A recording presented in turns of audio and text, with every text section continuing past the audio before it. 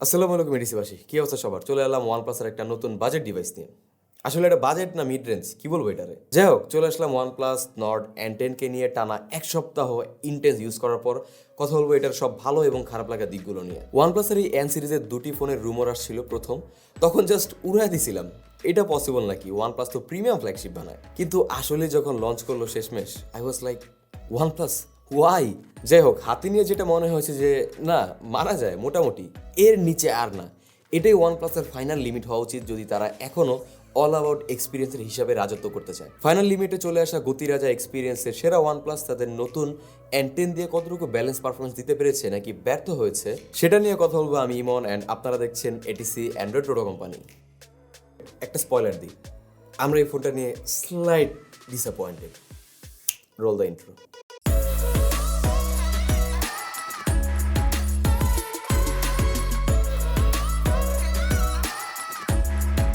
আমাদের আজকের এই ভিডিওটি স্পন্সর করেছে বসুন্ধরা সিটির KRY ইন্টারন্যাশনাল। তাদের কাছে এই ফোন সহ নানান ধরনের ফোন পেয়ে যাবেন। চাইলে ঘুরে আসতে পারেন তাদের Facebook group and page, and তাদের শপ লিঙ্ক সহ এভরি ইনফরমেশন দেওয়া থাকবে ভিডিও ডেসক্রিপশনে। আনবক্সিং নিয়ে বিশেষ কিছু বলবো না, শুধু জানিয়ে রাখি বক্সের ভিতর একটা 30 ওয়াটের চার্জিং অ্যাডাপ্টার আর কেবল আছে। এটাও কদিন পর বাদ দেয় নাকি, এখন এটাই ভাবার বিষয়। আর আমাদের হাতের N10 ফোনটি 6128 ভ্যারিয়েন্ট, স্বাভাবিক যেহেতু এটার এই একটাই ভ্যারিয়েন্ট আছে আপাতত।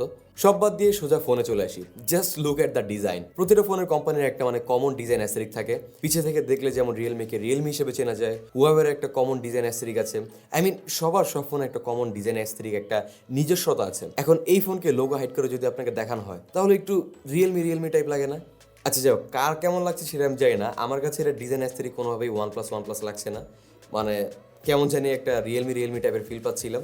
তো যাই হোক, এটা কিন্তু কোনো প্রকার ডিল ব্রেকার টাইপের কিছু না, বাট ডিজাইনটা কিন্তু চাইলে আর একটু ইউনিক হইতেই পারতো, বাট হয় নাই। আমি টানা 7 দিন ধরে এই ফোন ইউজ করছি, ইন্টেন্স ইউজ করেছি এই কয়দিন। যতবারই ধরেছে এই ওয়ানপ্লাস N10কে, এটা আমাকে ওয়ানপ্লাস ফিল দিচ্ছিল না। এটা একটু ওয়েয়ার্ড ছিল। ইভেন নর্ডে ওয়ানপ্লাসের মিড রেঞ্জ ফোন হলেও হাতে ধরে একটা প্রিমিয়ামনেস ভাব পাওয়া যাচ্ছিল, যেটা এই N10-এ মিসিং। মাঝে মাঝে মনে হচ্ছিল এটা just another Realme device with oxygen OS. ফোনের মোটামুটি সব বাটন পজিশন ঠিকঠাকই ছিল। ও ভালো কথা, অ্যালার্ট স্লাইডার নেই, যেটা ওয়ানপ্লাস ডিভাইসে বলতে গেলে একটা কি ফিচার, সেটা এবার তারা তাদের বাজেট ফোনে দিল না। আমি অ্যালার্ট স্লাইডার জিনিসটা মিস করেছি বেশ সব কিছুর মাঝে। হোয়াট এভার, আরেকটা ভালো কথা, এখানে তারা দিয়েছে হেডফোন জ্যাক।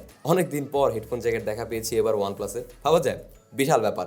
নিচের সাথে মাইক, স্পিকার, USB পোর্ট থাকছে, পাওয়ার বাটন ডানে আর ভলিউম বাটন বামে।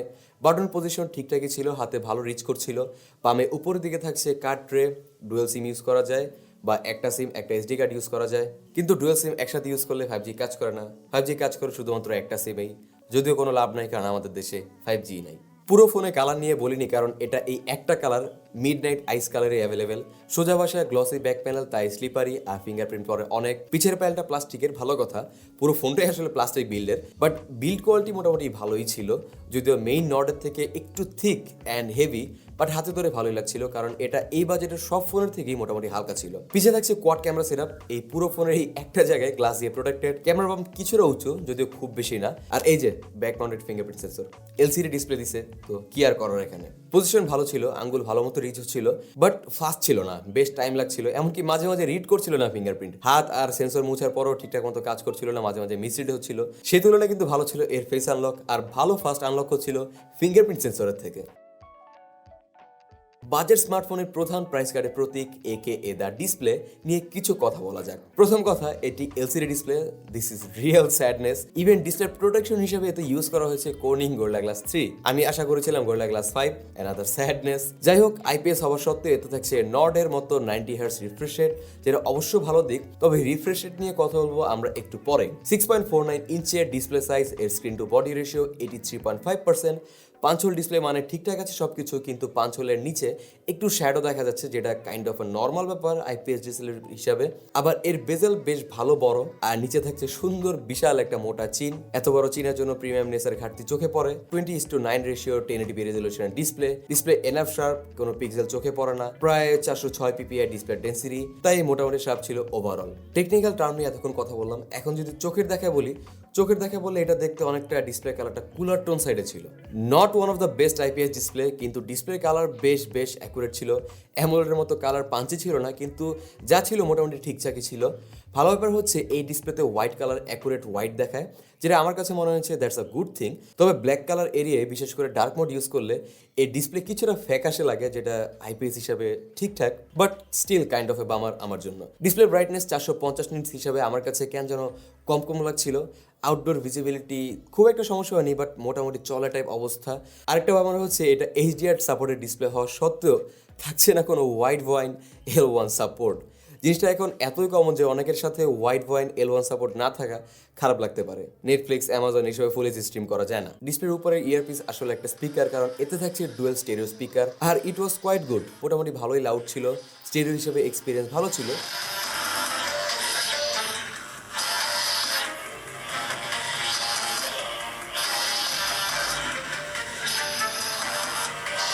যদিও সাউন্ড মিক্স হয়ে যাচ্ছিল, ক্লিয়ার আশা করেছিলাম, বাট নাইমামার চেয়ে কানামামা অনেক ভালো।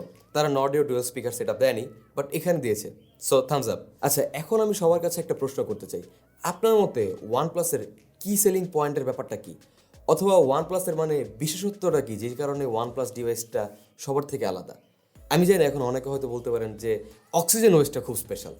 অ্যালার্ট স্লাইডারটাও স্পেশাল ছিল ভাই। ওয়েল, আমার কাছে এর মেইন সেলিং পয়েন্ট একটা ওভারঅল এক্সপিরিয়েন্স। ওয়ানপ্লাসের শুরু থেকে একটা টার্গেট ছিল clean and pure experience provide করা, যেটাতে আমি এই N10 থেকে 100% স্যাটিসফাইড হতে পারিনি। Now let's talk about can আমি হালকা ডিসঅ্যাপয়েন্টেড ছিলাম, যেটা ভিডিওর শুরুতে বলেছিলাম।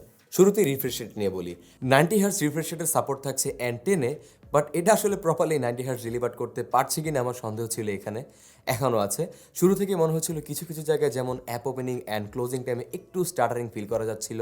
এছাড়া খেয়াল করেছি ফোন ইউজ না করলে উইথিন 3 to 4 সেকেন্ডসের মধ্যে রিফ্রেশ রেট 60 হার্টজে চলে আসে, কিন্তু নতুন করে আবার টাচ করলে মানে মনে হচ্ছিল 60 হার্টজ থেকে 90 হার্টজে ভালো মতো পুশ হচ্ছিল না, অনেক সময় লাগছিল 90 হার্টজে পৌঁছাতে। স্ক্রোলিং থেকে শুরু করে ইচ অ্যান্ড এভরিওয়্যার মনে হচ্ছিল স্টার্টার করছে, অ্যাপ ওপেনিং ক্লোজিং সব জায়গায় হালকা বেঁধে বেঁধে যাচ্ছিল, বেশ ভালো রকমের ফ্রেম ড্রপ যেটাকে বলে আর কি। পরে ইউএফও টেস্ট সাইট থেকে চেক করে দেখলাম এটা ফ্রেম রেট 89 হার্টজ থেকে শুরু করে কমে 60 হার্টজে আসে, আবার টাচ করলে কয়েক সেকেন্ড ধরে আস্তে আস্তে রিফ্রেশ রেট বাড়ে। বললে এটা ব্যাটারি সেভিংয়ের জন্য গুড একটা মুভ, বাট অপটিমাইজ ছিল না। হতে পারে এটা অপটিমাইজেশনের ইস্যু, আবার হতে পারে এটা নতুন চিপসেট স্ন্যাপড্রাগন 690 এর issue. By the Qualcomm, nice number. Snapdragon 690 600 সিরিজের লেটেস্ট নতুন 5G চিপসেট, যেটা স্যামসাং এর ম্যানুফ্যাকচার করা 8 ন্যানোমিটার আর্কিটেকচারে বিল্ড করা নতুন এসওসি। অক্টাকোর এই প্রসেসরে থাকছে দুটি ক্লাস্টার, একটিতে থাকছে দুটি 2 GHz এর কায়রো 560 গোল্ড পারফরমেন্স কোর, আর 6টি 1.7 GHz এর কায়রো 560 সিলভার লো পাওয়ার কোর। এটাকে স্ন্যাপড্রাগন 730 5G ভ্যারিয়েন্ট হিসেবে মনে হয়েছে অলওয়েজ, আর স্ন্যাপড্রাগন হিসেবে স্ন্যাপড্রাগন 690 675 থেকে 20% ফাস্টার। আর জিপি হিসেবে থাকছে অ্যাড্রিনো 619L, এটা অ্যাড্রিনো 618 থেকে হালকা উপরে থাকবে আর কি, বাট অতটাও না। আর সাথে থাকছে অক্সিজেন ওএস। ফার্স্ট যে রমে ফোনটা পেয়েছিলাম বা ইউজ করেছিলাম বেশ ল্যাগি ইউআই ছিল, ইভেন দু একবার ফ্রিজও করেছিল ফোনটা। ফ্রেম ড্রপের পরিমাণ তখন আরো বেশি ছিল, গেম ফ্রিজ করেছিল কয়েক ম্যাচ খেলার পরেই। এরপরে আপডেটে এটা ফিক্স করে ফেলেছে, যেটাতেও ফ্রেম ড্রপের ইস্যু ছিল। ইভেন এখনও 27 তারিখে দেওয়া লাস্ট আপডেট ফোনের রিফ্রেশ রেটের সমস্যা টুকটাক ছিল। এছাড়া আর সবকিছু আপাতত ফিক্সড। এছাড়া ডেইলি টাস্কে আমি তেমন কোনো একটা সমস্যা ফেস করিনি, সোশ্যাল মিডিয়া থেকে শুরু করে প্রায় সব অ্যাপস ভালো মতো হ্যান্ডেল করতে পারছিল N10, সো ডেইলি বেসিক ইউজে নো ইস্যু। গেমিংয়ে এসপাল 9 বেশ ভালো মতোই রান করছিল, কিন্তু এই যে দু একবার ফ্রিজ হয়ে যাচ্ছিল। পাবজি মোবাইল স্ন্যাপড্রাগন 730 এর মতোই স্মুথ গ্রাফিক্সে আলট্রা FPS এ রান করে, যেটা এই চিপসেট থেকেও এক্সপেক্টেড। ওভারঅল গেম প্লেতে এমনি তেমন কোনো ল্যাগ ছিল না। কল অফ ডিউটি মোবাইলে সর্বোচ্চ ভেরি হাই গ্রাফিক্স পর্যন্ত সাপোর্ট করে, আর হাই গ্রাফিক্সে ম্যাক্স FPS পর্যন্ত সাপোর্ট করে। কল অফ ডিউটি মোবাইলে গেম প্লে এক্সপিরিয়েন্স ছিল বেশ স্মুথ, কোনো সমস্যা চোখে পড়েনি। গেমিং এর সময় খুব একটা হিট হয় না আসলে, একেবারে স্লাইটলি হিট আপ হয়, যেটা নর্মাল। তবে কুলডাউনে একটু টাইম লাগছিল প্লাস্টিক ব্যাকের জন্য, যেটা হতে পারে। আর ইউআই তো অক্সিজেন ওএস সবারই জানা, বেশ ক্লিন অ্যান্ড ব্লোটার ফ্রি একটা অ্যান্ড্রয়েড স্ক্রিন। বাগ টুকটাক ছিল, সাথে স্টেবলনেসের ঘাটতি, যেটা আশা করি ওভার দ্য টাইম আপডেটে ফিক্স হবে, যেটা আমাদের 7 দিনের ইউজ থেকে ধারণা করা। এখন দেখা যাক কি হয়। ক্যামেরা হিসেবে N10 থাকছে কোয়াড ক্যামেরা সেটআপ, একটা 64 মেগাপিক্সেলের মেইন সেন্সর, একটা 8 মেগাপিক্সেলের আলট্রা ওয়াইড সেন্সর, এবং বাকি দুটা 2 মেগাপিক্সেলের ইম্পোস্টার, একটা ম্যাক্রো আর একটা 2 মেগাপিক্সেলের ডেপথ সেন্সর, দুটা ইউজলেস। মেইন ক্যামেরা হিসেবে 64 মেগাপিক্সেলের সেন্সরের কথা আসলেই সবাই মনে করে সনি বা স্যামসাং, বাট এখানে থাকছে অমনি ভিশনের OV64B sensor. Sensor size 1/2 inch আর পিক্সেল সাইজ 0.79 মাইক্রন। তো এর মানে হচ্ছে যে পিক্সেল সাইজ ছোট, মেগাপিক্সেল নাম্বার অনুযায়ী। নতুন একটা সেন্সর এটা অমনিভিশনের। যাই হোক, এই বাজারের অন্য ফোনগুলোর থেকে অ্যান্টেনার ক্যামেরা স্যাটিসফাইং কিছুই না। এখানেও হতাশ করেছে ওয়ানপ্লাস। ডে লাইটে বেশ ভালো আলোতে ডিসেন্ট কিছু শট পাওয়া যায়, ডাইনিং রেঞ্জে একটু কম, কিছু কিছু সময় ঠিকঠাক ছবি তুলছিল, তো কিছু কিছু সময় কন্ট্রাস্টে ছবি তুলছিল। একটা ইস্যু যেটা পছন্দ হয় না আমার, সেটা হলো ছবির প্রায় সবসময় মানে বেশি প্রসেস করে ফেলে, আর এর প্রসেসিংয়ের টাইমও লাগে বেশ। শুরুতে শাটার লাইক বেশ ভালো রকম ছিল, যেটা গত 2 আপডেটে কিছুটা কমেছে, কিন্তু এক ছবি তোলার পর আরেক ছবি তোলার জন্য 1 থেকে 2 সেকেন্ড অপেক্ষা করা লাগে, নাহলে ছবি আর ছবি থাকে না আর কি। ওভার প্রসেসিংয়ের জন্য ছবি একটু হালকা পাতলা বেটার লাগে, বাট এর বিনিময়ে ছবিটা বেশ স্মুথ হয়ে যায়। এবড়ো থেবড়ো রাস্তা একদম মানে বাটারের মতো স্মুথ হয়ে যায় ওভার প্রসেসিং এর জন্য। জুম করলে আরো হতাশ হওয়া লাগে, ডিটেল তো একদম থাকেই না। তো 64 মেগাপিক্সেলের ভ্যালুটা আর থাকছে না। তবে প্রসেসিং কিছু কিছু ক্ষেত্রে কাজে লাগে, যেমন ছবিগুলো টুকটাক ভালো লাগে, কিন্তু হালকা আলো কমে গেলে গ্রেইন বেড়ে যায়, আর সাথে সাথে ওভার প্রসেসিং এর সেই গ্রেইন হাইটের জন্য ছবি হয়ে যায় সুপার স্মুথ। নাইট মোডে ছবি কিছুটা আলো ফিরে পায়, বাট নাইট মোডেও ভালো স্মুথ হয়ে যায় ছবি। সত্যি বলতে I am not happy with this type of camera performance.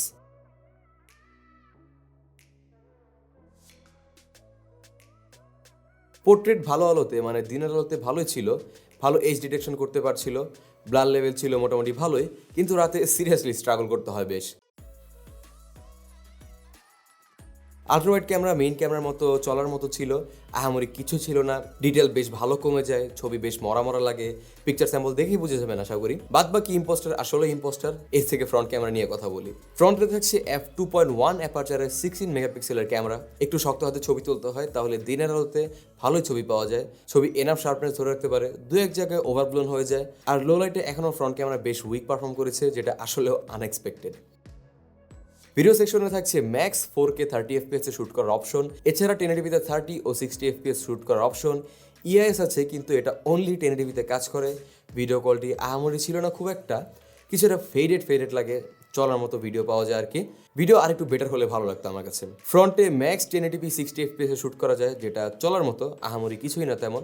এছাড়া থাকছে 720p রেজলিউশনে 240 FPS এ স্লোমো শ্যুট করার অপশন। ওভারঅল ক্যামেরা ইস্যুটাও মনে হচ্ছে যে সফটওয়্যার অপটিমাইজেশনের ঘাটতি, বাট তাছাড়াও 27,000 টাকায় এই ক্যামেরা মেনে নেওয়া যায় না, কারণ এই বাজারে পোকো X3 আছে এবং রিয়েলমি 7 Pro আছে, যেটার ক্যামেরা মাছ বেটার। এই তো সব কিছু নিয়েই তো কথা বলে ফেললাম। বাকি থাকলো ব্যাটারি। OnePlus N10 থাকছে 4300 mAh এর ব্যাটারি, যেটা স্পেক্স ওয়াইজ কোয়াইট গুড বলা যায়। OnePlus Nordও ব্যাটারি ছিল 4115 মিলিঅ্যাম্প পাওয়ারের ব্যাটারি। সেখানে N10 তো হেডফোন জ্যাক দেওয়ার পরেও নর্ডের থেকে বেশি ব্যাটারি থাকছে এখানে। আচ্ছা, কারা জানি বলছিল যে হেডফোন জ্যাক ইউজ না করলে নাকি বড় সাইজের ব্যাটারি ইউজ করা যায়, কই হিসাব তো মিলল না। আমরা শুরু থেকে 2টা আপডেট দেওয়ার পরেও হার্ড ইউসেজে 6.5 থেকে 6.5 ঘন্টা প্লাস এসওডি পাচ্ছিলাম ওয়াইফাইতে। মোবাইল ডাটাতে সেটা আরেকটু কম হবে, আর বিশেষ কিছু চালু ছিল না। আমি আসলে ইন্টারনেট ব্যাটারি ব্যাকআপ আরেকটু বেশি আশা করেছিলাম। মডারেট ইউসেজে একদিন চলে যাবে, নর্মাল ইউসেজে একদিনের সামান্য বেশি। তো যারা বেশি গেম খেলেন বা ছবি তুলেন না, তাদের ভালোই চলে যাবে। আমার কেন জানি মনে হচ্ছে এখানে অপটিমাইজেশন একটা ইস্যু রয়েছে। দেখা যাক OnePlus কতটুকু ফিক্স করতে পারে। বাট সে তুলনায় চার্জিং মোটামুটি ফাস্ট ছিল। 4300 মিলিঅ্যাম্পার ব্যাটারি ফুল চার্জ হতে সময় লাগছিল 55 থেকে 60 মিনিটের মতো, বক্সের দেওয়া 30 ওয়াটের চার্জার দিয়ে। ওকে, তো ফাইনাল কনক্লুশনে আসি। শুরু থেকে এখন পর্যন্ত যেগুলো খারাপ লেগেছে ওইগুলো নিয়ে ক্রিটিসাইজ করলাম। OnePlus N10কে নিয়ে আরেকটু আশা ছিল, যেটা দু একটা জায়গায় আপসেট করেছে আমাকে। কারণ OnePlus-এর শুরু থেকে মোটিভ ছিল অনলি ফ্ল্যাগশিপ কিলার হিসেবে স্টেবল হওয়া। সেখান থেকে তারা প্রপার ফ্ল্যাগশিপ ফোন বানানো শুরু করেছে, যেটা অবশ্যই প্রশংসনীয়। শুরু থেকে এই কোম্পানির মেইন টার্গেট ছিল একটা best and smooth experience provide করা, যেটা একই সাথে ফাস্ট আর অন্য সব কম্পিটিটর থেকে। কিন্তু এই N10 আর N100-এ তারা তাদের মোটিভ আর ধরে রাখতে পারেনি আমার মতে। বিশেষ করে N100, এটা নিয়ে আমি জাস্ট শুরু থেকে আনহ্যাপি। এবার একটু চিন্তা করি OnePlus-এর এই সুপার স্পিড সুপার ফাস্ট মোটিভটুকু বাদ দিয়ে আনঅফিসিয়াল ফোন হিসেবে 27 থেকে 28,000 টাকার মধ্যেই পাওয়া যায় এই ফোন। কয়দিন পর হয়তো আরো ফল করবে এর প্রাইস, তখন বলবো N10 বেশ আইডিয়াল একটা চয়েস। 24 থেকে 25,000-এর মধ্যে এই ফোন সব দিক দিয়েই আইডিয়াল চয়েস হবে। N10-এর ওভারঅল পারফরমেন্স সোফার স্ন্যাপড্রাগন 730, 720, 732 লেভেলের কাছাকাছি প্রায়। আবার আরেকটা জিনিস, এই প্রাইসের মধ্যে যত ফোন আছে সব ম্যাক্সিমাম কাস্টম স্ক্রিন বেসড ইউআইতে রান করছে। 22 থেকে 28,000 টাকা রেঞ্জের ফোন কিনতে গেলেও কিন্তু চয়েস লিস্টে আপনি 2 থেকে 3টা কোম্পানি পাচ্ছেন। এই প্রাইসে OnePlus নতুন। আবার OnePlus ইউজ করতে চান এমন অনেকেই আছেন, তাদের জন্য N10 বা ভবিষ্যতে আর কোনো সাকসেসরগুলো হতে পারে ভালো চয়েস। তবে টুকটাক ইস্যুগুলো OnePlus-এর ইমিডিয়েট ফিক্স করে ফেলা উচিত আপডেট দিয়ে। আমি মনে করি 22 থেকে 23,000 টাকা এটার প্রাইস যদি ড্রপ করে, তাহলে OnePlus-এর ডিভাইস হিসাবে এই N10-এর প্রাইস আসলে অনেক ক্ষেত্রে আইডিয়াল বলা যায়। যাদের ধরেন বেসিক টুকটাক কাজ থাকে, টুকটাক গেমিং, তাদের জন্য এটা মোটামুটি ভালো একটা ব্যাকআপ দিতে পারবে। বাট এটার টুকটাক অনেক ঝামেলা ছিল, অনেক ধরনের ইস্যু ছিল, সেটা কিন্তু সেকেন্ড আপডেটে ফিক্স হয়ে গিয়েছিল। আশা করি সামনের আপডেটগুলোতে আরও বেশি অপটিমাইজ এবং ফিক্স হবে। So why shouldn't you buy N10? আমি মনে করি ক্যামেরা বাদে আর কিছুই থাকে না এই ফোনটা নিয়ে বলার, যদি আপনি একান্তই এটা কেনার চিন্তা ভাবনা করে থাকেন। ক্রিটিসাইজ করা নিয়ে আশা করি কেউ হতাশ হন নাই। নেগেটিভ সব কিছুই যা যা চোখে পড়েছে সব কিছুই ক্লিয়ার করার ট্রাই করেছি। আমরা অলওয়েজ ট্রাই করি একেবারে নিউট্রাল স্টেজের থেকে যতটুকু পারা যায় ভালো খারাপ নিয়ে কথা বলার। তো এই ছিল আমার ও আমাদের 7 দিনের ইন্টেন্স ইউজের উপর ভিত্তি করে একটা প্রপার রিভিউ। তো আজকের মতো এই পর্যন্তই, আবারও দেখা হবে নতুন কোনো ভিডিওতে। সেই পর্যন্ত সবাই ভালো থাকবেন, সুস্থ থাকবেন। এখন আমি চলে যাই কারণ আমার অনেক খিদা লাগছে। আল্লাহ হাফেজ।